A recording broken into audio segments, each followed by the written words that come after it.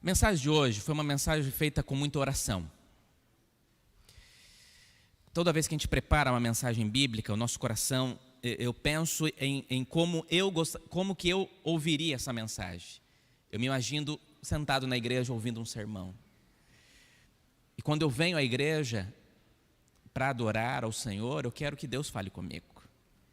Então nós vamos fazer naquele estilo que a gente já conhece. A gente vai tentar entender o texto bíblico e depois vamos aplicar este texto para a nossa realidade pessoal. Mas a minha oração é que você fique em sintonia com a mensagem e que ela seja um recado de Deus para você, tá bom? Não deixa que nada atrapalhe você para a gente conseguir entender, tá? Pode colocar para mim, por favor, o PowerPoint. Eu quase não uso o PowerPoint no sábado de manhã, geralmente deixo isso para o domingo, mas hoje achei necessário para a gente poder entender um pouquinho aqui o contexto, tá? Eu quero falar um pouquinho com você essa manhã sobre cidade de refúgio. Refúgio é uma palavra extremamente importante, profunda, e que vai ter a ver um pouquinho do que a Bíblia quer para dizer. Nós vamos entender o que a Bíblia falava sobre a cidade de refúgio e vamos entender isso para a nossa vida. Agora preste bem atenção nisso.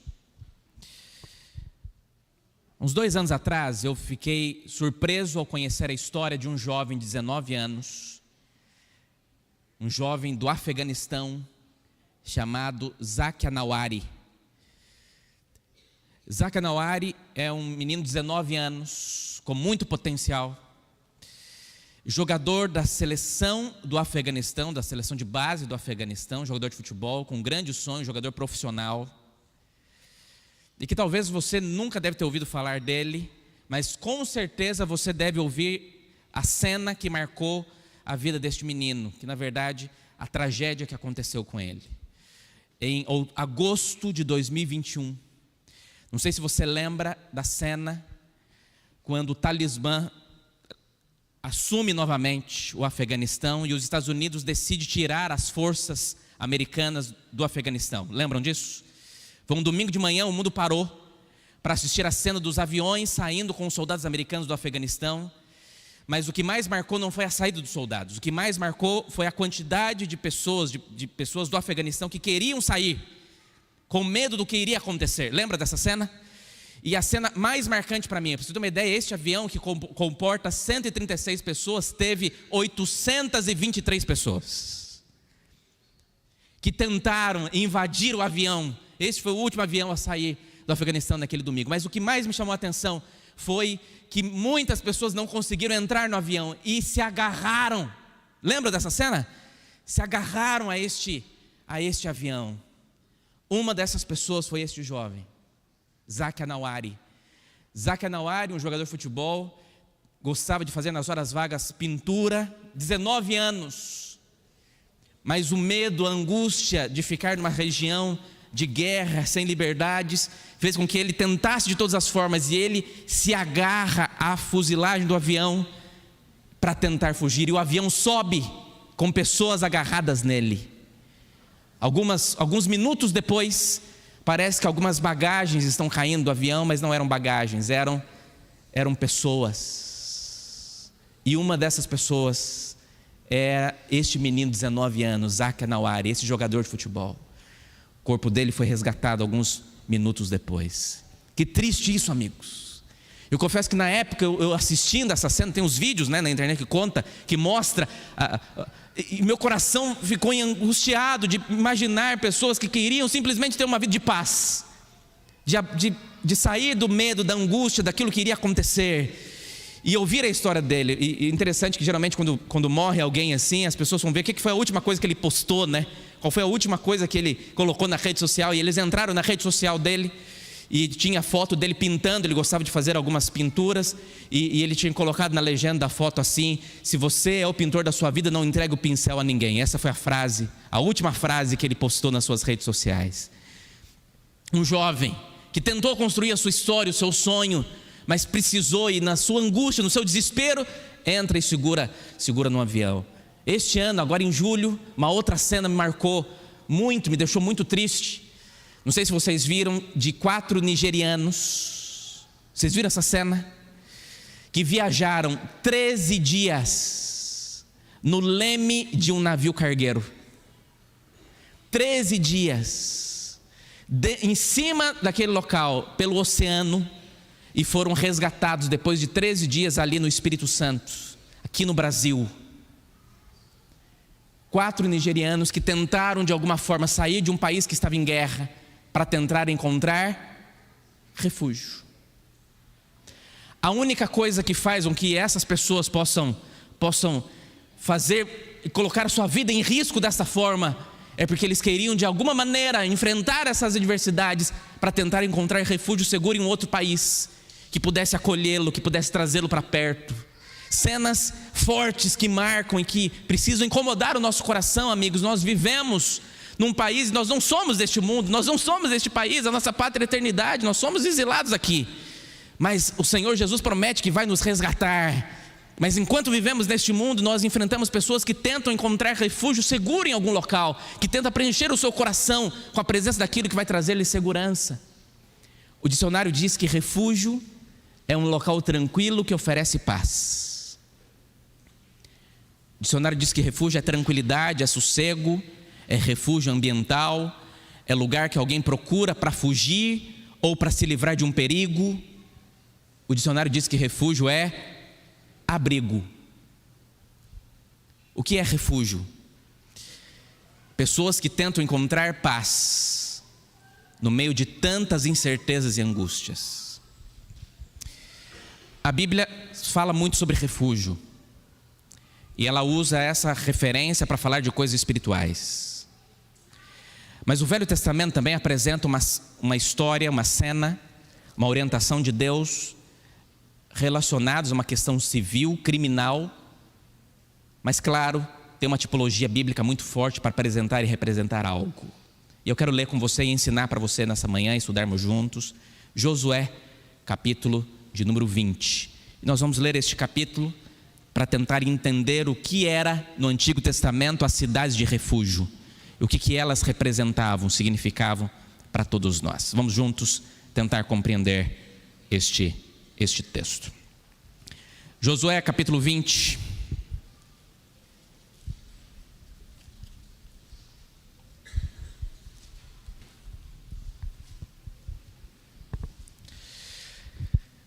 Josué capítulo 20, é um capítulo pequeno. Na verdade, outros textos bíblicos falam sobre a cidade de refúgio, principalmente no Números 35, ali é onde apresenta as regras. Começou com Moisés, mas aqui nós já estamos no processo de divisão das terras através de Josué, e os levitas tinham que separar algumas terras para que servissem como cidade de refúgio, por orientação de Deus. O texto vai dizer que Deus estabelece em Canaã 6 cidades de refúgio, 6 cidades de refúgio. O que eram essas cidades de refúgio? É isso que nós vamos tentar entender aqui. Vamos ler o texto, diz assim, verso 1. Acharam? Amém? O Senhor ordenou a Josué: diga aos filhos de Israel, escolham as cidades de refúgio que lhes falei por meio de Moisés. Para quê? Para que possa fugir para lá o homicida, para matar uma pessoa por engano ou sem querer. Essas cidades serão para vocês um lugar de refúgio contra, observe essa expressão, contra o vingador de sangue. A palavra bíblica para vingador aqui é Goel, contra o Goel, o vingador de sangue. Está claro? Verso 4. Ao fugir para uma das cidades, o homicida involuntário se colocará junto ao portão da cidade e exporá o seu caso aos anciãos daquela cidade. Então eles o levarão para dentro da cidade e lhe darão lugar para que habite com eles. Se o vingador de sangue o perseguir, não lhes entregarão nas mãos o homicida, porque matou o seu próximo sem querer. É assim que está na sua Bíblia? Porque matou o seu próximo sem querer, e não porque o odiava. Habitará na cidade até que compareça em juízo diante da congregação, até que morra o sumo sacerdote que estiver servindo naqueles dias. Então o homicida poderá voltar à sua cidade, à sua casa, a cidade de onde fugiu. Assim, designaram solenemente algumas cidades, e aqui cito o nome delas: Quedes, na Galileia, na região montanhosa de Naftali; Siquém, na região montanhosa de Efraim, e Criate Arba, ou seja, Hebron, na região montanhosa de Judá; Do outro lado do Jordão, na altura de Jericó para o leste, designaram Bezer, no deserto, no planalto da tribo de Ruben, Ramote em Gileade, da tribo de Gade, e Golã em Bazã, da tribo de Manassés. Verso 9. São essas as cidades que foram designadas para todos os filhos de Israel, para os estrangeiros que moravam entre eles, para que nelas pudesse refugiar todo aquele que por engano matasse uma pessoa, para que não morresse às mãos do vingador do sangue, até comparecer diante da congregação. Vamos parar por aqui. O que esse texto tem a ver comigo, com você? Primeiro, a gente precisa entender o que esse texto significa. E sempre que nós lemos um texto do Antigo Testamento, principalmente, a gente precisa entender de uma cultura e de uma situação muito diferente da nossa hoje. A cultura daquele tempo era muito diferente. Até a linguagem que Deus precisou utilizar. Algumas pessoas sempre diziam, parece que o Deus do Velho Testamento é diferente do Novo Testamento. Não, é o mesmo Deus. Era a linguagem que o povo entendia. Imagina, as pessoas ficaram 400 anos, o povo de Israel, em escravidão. A única linguagem que eles entendiam no Egito era o chicote. Infelizmente, tiveram muita dificuldade. Não eram tratados como seres humanos, infelizmente, muitos deles. Até que Deus os resgata para levar. E por muito tempo eles tiveram muita dificuldade de entender algum tipo de linguagem. Deus precisou ser duro em alguns aspectos. E Deus, durante o processo de formação das pessoas, ensinava muito a importância da vida. A vida humana sempre foi muito valorizada. O homicida, alguém que morria por essa situação, era, sem dúvida, um dos mais desafiadores, mais difíceis casos em que Deus precisava tratar. Naquele tempo, as pessoas viviam uma lei, meio lei de talião, olho por olho, dente por dente. Então, quando alguém era morto, a vida era de alguém era tirada, a pessoa que o matava por intenção deveria sofrer uma punição. Então a família escolhia alguém da família para ser o Goel. O que era o Goel? O vingador de sangue. Se alguém matasse alguém, este Goel tinha o direito civil naquele tempo de, da mesma forma que o outro foi tirado da vida, essa pessoa também morresse. Questões de homicídio voluntário, alguém odiava o outro e matou o outro, deveria morrer dessa forma. Isso era a lei do Antigo Testamento. Isso aqui não traz para nós aplicações como muitas pessoas tentam utilizar hoje em dia. Na verdade, era a maneira que eles entendiam naquele momento. Porém, existiam pessoas que cometiam erro, cometiam homicídio de maneira involuntária. Mas se alguém cometesse o homicídio de maneira involuntária, ou por livre defesa, né? Como é que chama? Por legítima defesa, você tinha condições, e aí? A pessoa também tinha que morrer, ela não queria fazer isso, não fazia parte do processo, e aí? Aí Deus, por misericórdia, instituiu as cidades de refúgio. Eram 6 cidades que foram estabelecidas para que pessoas que cometessem erros que não foram intencionais pudessem se refugiar, para que ali não pudessem ser mortos. A orientação bíblica é que se você cometer um erro, então, por exemplo, alguém matou alguém por ódio, ele deveria morrer. Essa era a orientação. Mas vamos dizer que você está lá no seu muro, construindo o seu muro, tem alguém embaixo ajudando, segurando a sua escada, e de repente um tijolo que você está colocando lá ficou meio frouxo e caiu sem querer. E esse tijolo, ao cair, cai e mata a pessoa que está te ajudando lá embaixo. Não foi voluntário, aconteceu. O que a lei dizia é que essa pessoa poderia, um vingador de sangue, um parente próximo dessa pessoa, poderia ir matar aquele rapaz que derrubou o tijolo. Pela lei ele poderia ir buscar e tirar a vida dele. Mas Deus, na sua graça e misericórdia, permitiu que cidades fossem construídas para que este homem pudesse não ser morto. Só que isso também era uma punição. Ele tinha que abandonar a sua família, ele tinha que sair da sua região, ele tinha que ir para uma cidade distante para começar uma vida e ser aceito por essa cidade. As cidades que eram fortificadas, ficavam os anciãos na porta, e este homem chegava perante esses anciãos e pedia para os anciãos, implorava e contava a história que ele não teve interesse, que não foi do seu querer, e pedia para que ele pudesse morar dentro daquela cidade. Ficar ali um tempo, até o processo de julgamento, até para que a situação acontecesse. E se por acaso o vingador, o Goel, chegasse para tentar matá-lo, os anciãos não permitiam que ele entrasse, porque agora ele estava refugiado numa cidade de refúgio. Deu para entender, amigos? Ficou claro? As cidades eram estabelecidas para que misericórdia acontecesse para pessoas que não tinham a intenção de cometer um delito. Naquele tempo não tinha polícia, não se tinha um julgamento, o processo era difícil, a maneira como acontecia. 6 cidades foram estabelecidas. 3 ficavam aqui a oeste do Rio Jordão, 3 a leste do Rio Jordão. A oeste ficava Quedes, lá em cima, na tribo de Naftali.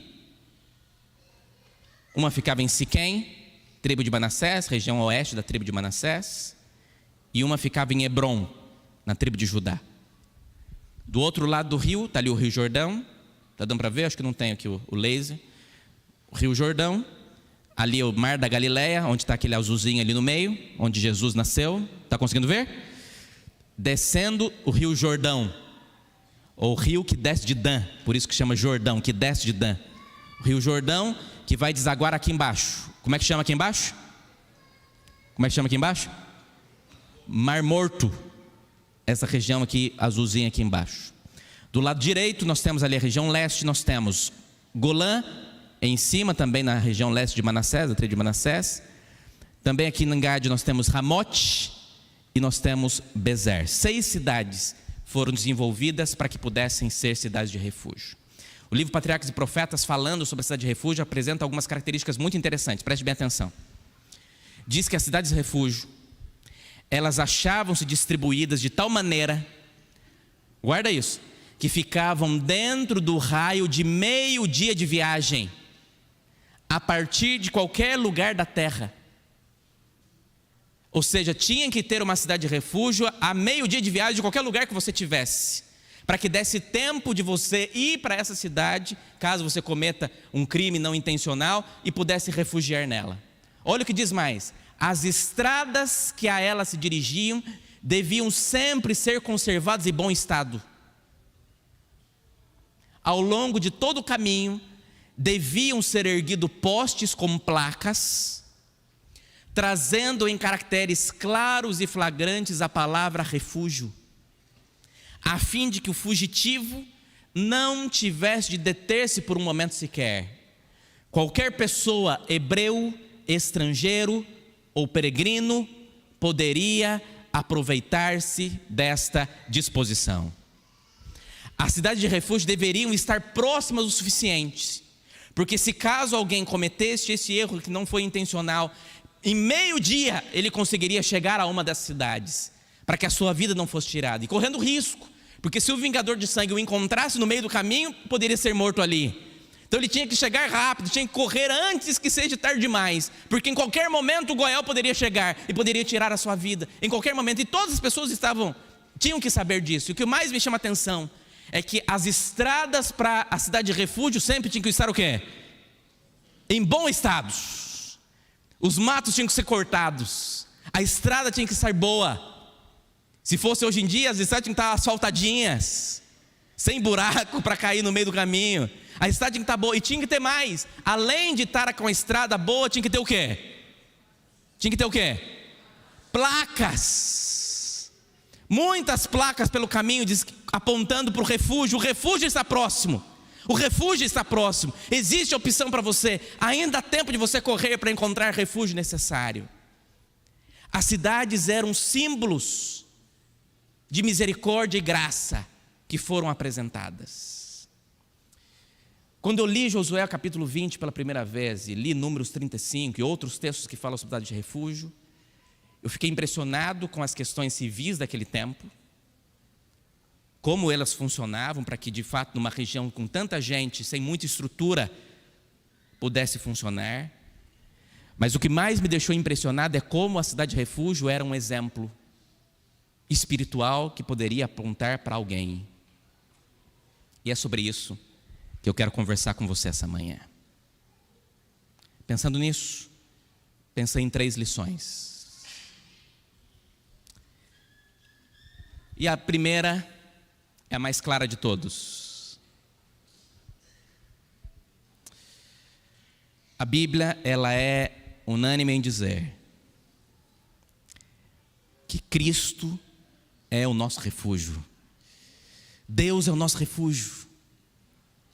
Amigos, nesse simbolismo nós conseguimos entender que Cristo, Ele era o símbolo da verdadeira cidade de refúgio, em que as estradas para Cristo sempre têm que estar bem organizadas para que Cristo esteja ali com os braços abertos para receber. Nós como igreja deveríamos manter, porque quem mantinha as estradas bem organizadas e as placas bem montadas eram os levitas. A tribo de Levi deveria ter a responsabilidade. Nós como igreja deveríamos preparar as estradas para que toda pessoa que pudesse, por algum motivo cometido erros no caminho, pudesse encontrar refúgio nessa cidade. Nós deveríamos manter as placas bem colocadas, sempre bem colocadas, para que as pessoas pudessem encontrar. Mas aqui nós encontramos o tempo, amigos, de que Jesus é o nosso refúgio e Goel é Satanás. Ele é o vingador de sangue. Ele tenta acusar para tirar a sua salvação, aquilo que é mais importante, a sua vida eterna de todas as formas. Mas aqueles que encontraram refúgio em Cristo encontraram tudo que precisavam. Ali eles estarão seguros. Ali, amigos, Goel não pode entrar. Quando a pessoa era admitida numa cidade de refúgio, o vingador de sangue não podia entrar pelas portas. Não é uma lição clara daquilo que Jesus está dizendo para nós? Aqueles que entram pela porta que é Jesus, e Cristo mesmo diz: eu sou a porta das ovelhas. Aqueles que entrar por mim entrarão, repousarão e encontrarão pastagem. Aqueles que entram pela porta que é Jesus, eles encontrarão em Cristo exatamente aquilo que precisam para que seja um refúgio. Querida igreja de Botafogo, Deus é o nosso refúgio. E eu preciso ler para você um dos meus salmos favoritos da Bíblia. Esse salmo é maravilhoso. E talvez, amigos, tem alguém que entrou nessa igreja hoje, precisava ouvir este salmo, essa mensagem. Me permita ler esse salmo com você, o Salmo 46. É o salmo que apresenta esse refúgio de Deus. E diz assim o texto bíblico. Salmo 46. Deus, acharam? Vou ler na minha versão. Deus é nosso refúgio e fortaleza, socorro bem presente nas tribulações. Portanto, igreja, não temeremos, ainda que a terra se transtorne, ainda que os montes se abalem no seio dos mares, ainda que as águas tumultuem e espumejem, e na sua fúria os montes estremeçam. Há um rio cujas correntes alegram a cidade de Deus, o santuário das moradas do Altíssimo. Deus está no meio dela, jamais será abalada. Deus ajudará desde o romper da manhã. Bramam nações, reinos se abalam. Deus faz ouvir a sua voz e a terra se dissolve. O Senhor dos exércitos está conosco. O Deus de Jacó é o nosso refúgio. Venham contemplar as obras do Senhor, que tem feito desolações na terra. Ele faz cessar as guerras até os confins do mundo. Ele quebra o arco, ele despedaça a lança. Ele queima os carros no fogo. Aquietem-se e saibam que eu sou Deus. Sou exaltado entre as nações, sou exaltado na terra. O Senhor dos exércitos está conosco. O Deus de Jacó é o nosso refúgio. A igreja diz: amém. Amigos, nós encontramos refúgio seguro em Deus. Olha esse Salmo 34, versículo 22, que diz assim: o Senhor, porém, resgatará os que o servem. Ninguém que nele se refugia será condenado. Romanos capítulo 8 diz: nenhuma condenação há para aqueles que estão em Cristo Jesus. Amigos, existe refúgio disponível nos braços do Senhor. E nós encontramos na Bíblia vários exemplos. O que esses personagens têm em comum? Olha, nós temos ali Adão e Eva. Amigos, eles viviam no paraíso. Eles tinham acesso direto a Deus. Mas o pecado entrou, destruiu tudo. Eles foram expulsos para não ter acesso à árvore da vida, para que o pecado não se perpetuasse na terra. Foram expulsos, tiveram seus filhos do lado de fora do jardim, tiveram que reconstruir a sua vida. Eles perderam tudo, tinham que fazer tudo de novo. Não tinha uma casa para morar mais, mas eles encontraram refúgio em Deus, e diz a serva do Senhor que eles estarão no céu salvos. O que podemos falar de Noé? Eles foram protegidos pela arca. Amigo, era uma arca de madeira, de alguém que nunca tinha feito engenharia naval.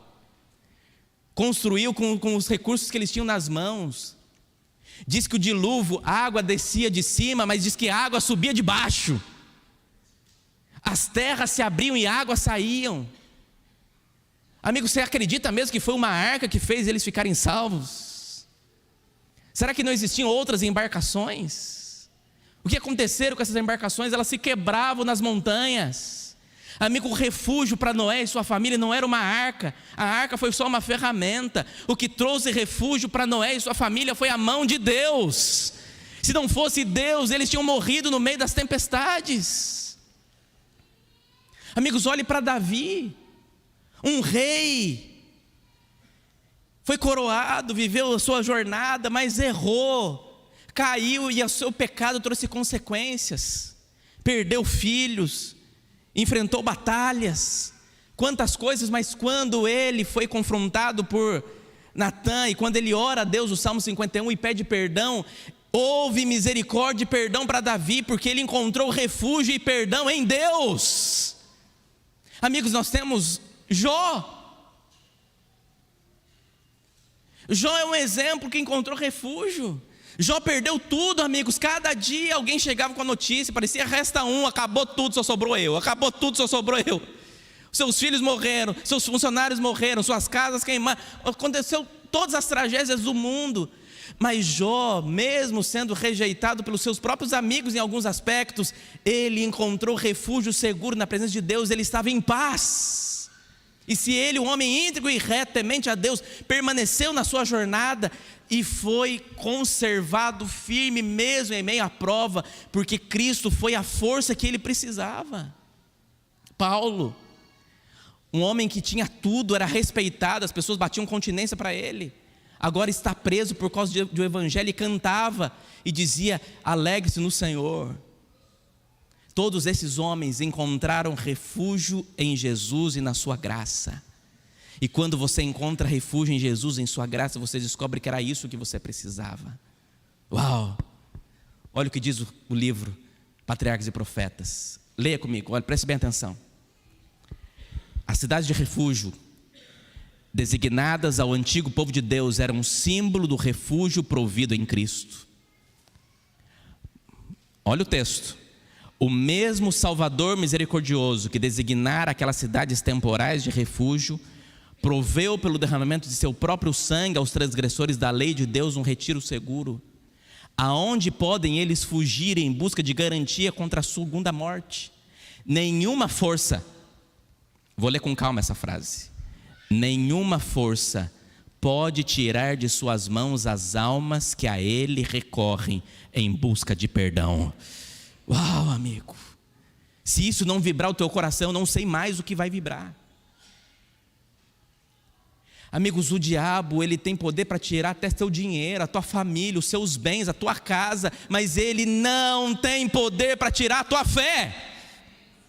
Se você está seguro nas mãos de Deus, amigos, Deus vai te manter seguro debaixo das asas dele para sempre. Mas depende de você querer se refugiar no Senhor. E ela termina dizendo assim: o pecador, olha essa frase, o pecador está exposto à morte eterna até, vou ler de novo, o pecador está exposto à morte eterna até que encontre esconderijo em Cristo. E como a perda de tempo e o descuido poderiam despojar o fugitivo de sua única oportunidade de vida, assim a demora e a indiferença podem mostrar-se ruína para a alma. Satanás, o grande adversário, está no encalço de todo transgressor da santa lei de Deus. E aquele que não for sensível ao seu perigo e não buscar ansiosamente abrigo no refúgio eterno, será uma presa do destruidor. Satanás, ele é o vingador de sangue, ele tenta de todas as formas te acusar quando você erra, quando você quebra uma lei. Se você errar, amigo, você precisa imediatamente correr, mas correr para os braços de Jesus. E a Bíblia dá exemplos. Olha para mim. Caim não teria acesso a uma cidade de refúgio, porque ele não matou de maneira involuntária, ele matou de maneira intencional. Sim ou não? Então, se ele corresse para uma cidade de refúgio, não existia naquela época, mas se ele corresse, ele não poderia entrar. Correto? Mas se naquele momento em que ele cometeu um erro e matou o seu irmão, se com a mão suja de sangue ele verdadeiramente se arrependesse, se ajoelhasse, pedisse perdão a Deus, a cidade de refúgio de Cristo teria lugar para ele, sim ou não? Ele poderia ser perdoado? Teria salvação para a vida dele? Teria. Dá para acreditar nisso? Para Judas tinha perdão, sim ou não? Mas ele vendeu Jesus, tinha perdão para ele? Amigos, teve para Pedro. Só que as pessoas perderam a oportunidade de conseguir enxergar aquilo que é mais importante, que são as oportunidades que você encontra em Jesus. Amigos, o pecador, ele está exposto à morte eterna, ele pode morrer eternamente, até ele encontrar esconderijo verdadeiro em Jesus. Uau! Mas aí eu entro num ponto. Quanto tempo um criminoso poderia ficar numa cidade de refúgio? Quanto tempo? A lei dizia que ele poderia ficar naquela cidade até a morte do sacerdote. Então ele tinha que torcer para o sacerdote morrer. Não. Mas até a morte do sacerdote ele poderia ficar ali. Quando o sacerdote morria, como todas as questões daquele tempo eram tratadas de maneira espiritual, quando o sacerdote, o líder religioso da época, morria, ele tinha direito a sair da cidade de refúgio e o vingador não poderia mais encontrá-lo. E ele poderia voltar de novo para sua família. Essa era a lei. Nós que encontramos refúgio na cidade de refúgio que é Jesus, podemos permanecer em Jesus até a morte do sacerdote, sim ou não? Só que a palavra de Deus diz em Hebreus, Hebreus 7:22. Olha esse texto. Jesus tornou-se por isso mesmo a garantia de uma aliança superior. Ora, daqueles sacerdotes do Antigo Testamento tem havido muitos, porque a morte os impede de continuar em seu ofício. Mas visto que vive para sempre, Jesus tem um sacerdócio o quê? Permanente. Portanto, ele é capaz de salvar definitivamente aqueles que por meio dele se aproximam de Deus, pois vive sempre para interceder por eles. É de um sumo sacerdote como esse que precisávamos, santo, inculpável, puro, separado dos pecadores e exaltado acima dos céus. A esperança que temos é de que o nosso sumo sacerdote, esse não morrerá. Ou seja, teremos acesso eterno à cidade de refúgio do Senhor Jesus. Mas a segunda lição, que eu entendo ser talvez a mais importante hoje para nós, é da abundância do refúgio que nós encontramos em Jesus. Preste bem atenção no que eu vou dizer agora para você, em nome de Jesus. Olha para mim. Que tipo de refúgio você precisa? Pastor, o que é se refugiar em Cristo? É entender que tipo de refúgio você precisa em Jesus. Então eu preciso que você entenda esta parte. Guarde bem. Quantas cidades de refúgio existiam? Vamos lá de novo. Estão comigo? Quantas cidades de refúgio existiam? 6 cidades de refúgio. 3 do lado oeste, 3 do lado leste. Ok. As cidades de refúgio foram escolhidas pela sua localização, mas também foram escolhidas pelo seu nome, porque o nome da cidade naquele tempo representava algo. E os nomes das cidades de refúgio de Josué que nós lemos têm algumas representações. Que tipo de refúgio você precisa? Para qual cidade você tem que fugir hoje? Pastor, mas eu não matei ninguém. Louvado seja Deus. Mas todas as vezes que você quebra um mandamento de Deus, o diabo tenta reclamar a tua vida. Ele fez isso com Moisés, não foi? Então, se você não tiver segurado nas mãos e na graça de Deus, amigo, você vai ser condenado à morte eterna. É o que diz a Bíblia. Então você precisa correr para uma cidade de refúgio. Qual é a cidade de refúgio que você precisa? Uma das cidades de refúgio era Quedes. O nome Quedes significa lugar santo ou santidade. Quedes é a cidade de refúgio para aqueles que precisam da purificação. É daqueles que a sua mente está lotada de pecado, o seu coração está impuro por causa do pecado e precisam ser santificados por Deus. O refúgio de Quedes, espiritualmente, eu estou dizendo agora de maneira espiritual, o refúgio de Quedes é para aqueles que precisam encontrar pureza no Senhor, que o pecado te manchou tanto, que precisa em Quedes encontrar aquilo que você mais precisa agora, que é um lugar santo, que é levar a sério de novo as coisas de Deus, que é tratar a Deus e a sua palavra com a seriedade que ela merece, que é entender que existe limpeza profunda no coração daqueles que encontram recurso e refúgio em Jesus. Mas talvez você precisa ir nessa manhã para a cidade de Siquém. E sabe o que significa Siquém? Siquém significa ombro. Não é legal isso? Porque às vezes o refúgio que você precisa é de um ombro. Porque às vezes o que a gente mais quer é um ombro para chorar, para desabafar, para compartilhar as suas vidas, para pensar em soluções, para derramar lágrimas juntos. E a palavra de Deus diz que nós encontramos um ombro amigo em Jesus. Amigos, você que precisa se refugiar em Siquém, talvez o que você precisa hoje é de alguém para te acolher. É de alguém que vai dizer para você e falar assim: eu te entendo. É de você poder desabafar uma dor que ninguém entende, porque é sua. Uma mágoa que ninguém entende, porque ela é sua. Uma fraqueza que ninguém entende, porque ela é sua. E você já tentou em terapia, em tratamento, em conversas, de todas as maneiras, mas ninguém consegue te entender. Você não se entende. Cristo, Ele vem dizer essa manhã para esta igreja, em nome de Jesus, que Ele é o ombro que você precisa. Comece a desabafar mais com o teu ombro e vá para Siquém, porque é lá em Siquém que o teu abraço transformador vai te encontrar. Talvez você precise ir para Hebrom. Hebrom significa comunhão. Tem gente que esqueceu o que é ter comunhão com Deus, que vive a sua caminhada com Deus dependendo do que a igreja proporciona, que abre a Bíblia só quando está na igreja, que só ora quando vem para um culto.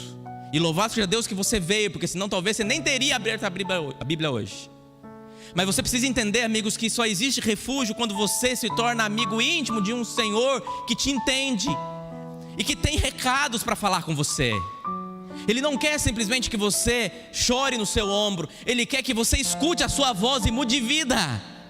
Ele quer trazer palavras que te confortam. Eu quero garantir para você nessa manhã, querida igreja, de que a palavra de Deus, a comunhão que você tem com Ele, é exatamente aquilo que você precisa agora, porque Ele sabe confortar a tua vida.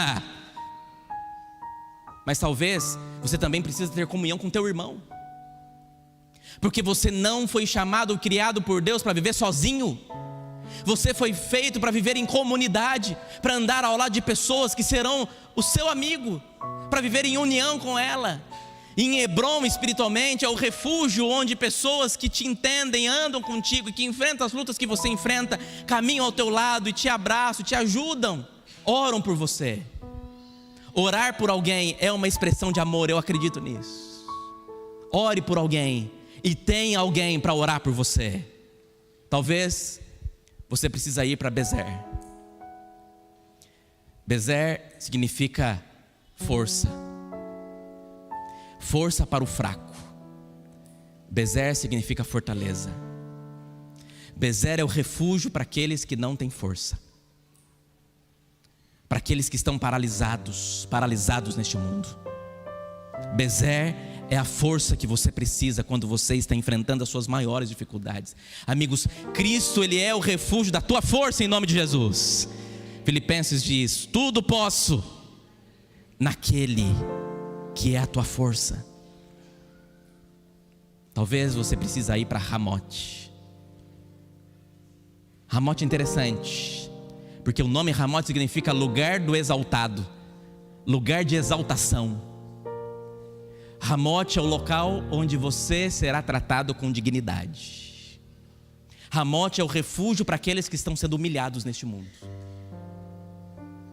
em que o pecado te humilha, e Deus quer te levar num lugar onde você será tratado com dignidade. Amigos, entenda o que eu vou dizer agora em nome de Jesus. O Senhor tem um refúgio seguro para você, independente da luta que você está enfrentando. Talvez você tenha que fugir para Golã. Golã significa exílio. E eu posso dizer que Golã é o refúgio para aqueles que estão longe de casa. E talvez eu estou falando para alguém que está longe de casa. Talvez longe de casa fisicamente, como eu, longe da minha família, das pessoas pelo qual eu amo, das minhas origens. Mas Deus me trouxe para este lugar por um propósito, e aqui eu encontrei refúgio nesta igreja e em vocês. Mas eu estou falando para alguém que está exilhado longe de Deus, que está longe de casa, mas longe dos braços do Senhor, porque entendeu que o Senhor é a casa que você precisa, e precisa encontrar refúgio seguro em Jesus, porque Ele te entende como você de fato é. E por fim, a terceira e última lição é que nós temos já prontos uma cidade de refúgio separada para nós. Aqui nós encontramos refúgio em Jesus, mas em breve nós entraremos pelos portais da nossa melhor cidade de refúgio, e a nossa melhor cidade de refúgio será a Nova Jerusalém, e é para lá que nós estamos indo. Olha para mim aqui. Qual é o refúgio que você precisa? Os refúgios dessa terra são provisórios, mas o refúgio em Jesus e na cidade santa são eternos. Para qual refúgio você vai hoje? Nós vamos ouvir uma música agora. Enquanto você escuta esta música, eu gostaria que você orasse e falasse para Deus qual refúgio você quer ir. Para qual refúgio, para qual dessas cidades você vai se refugiar hoje? Para qual ponto que você precisa caminhar?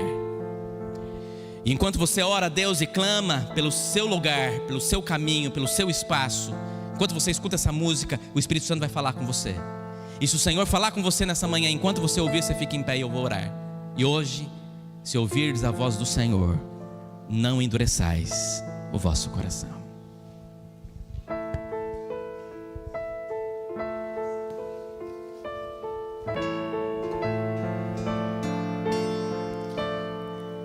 Estarei nos braços de Deus.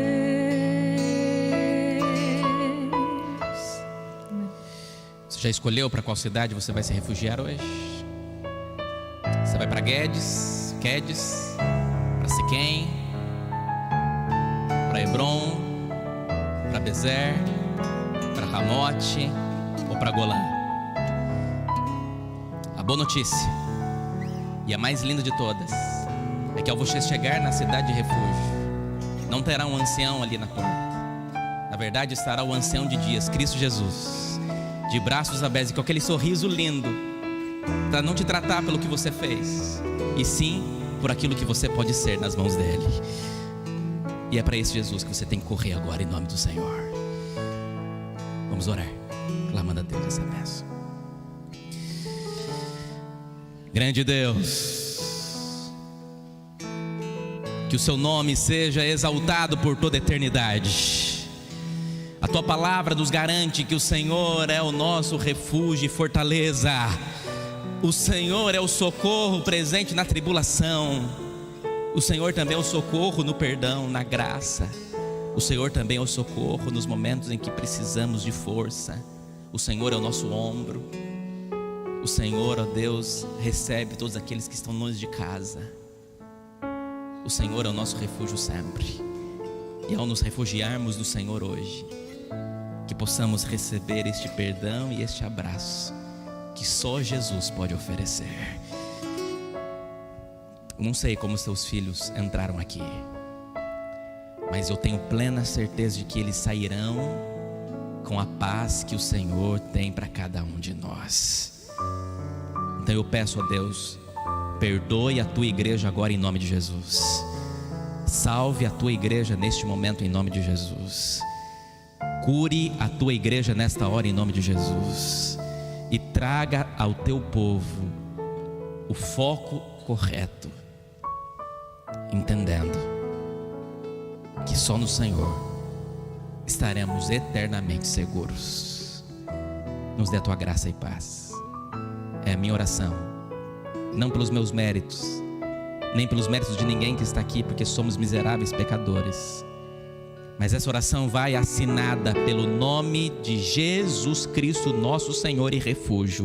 E a igreja diz amém, amém e amém. Que o Senhor te abençoe e te guarde em nome de Jesus.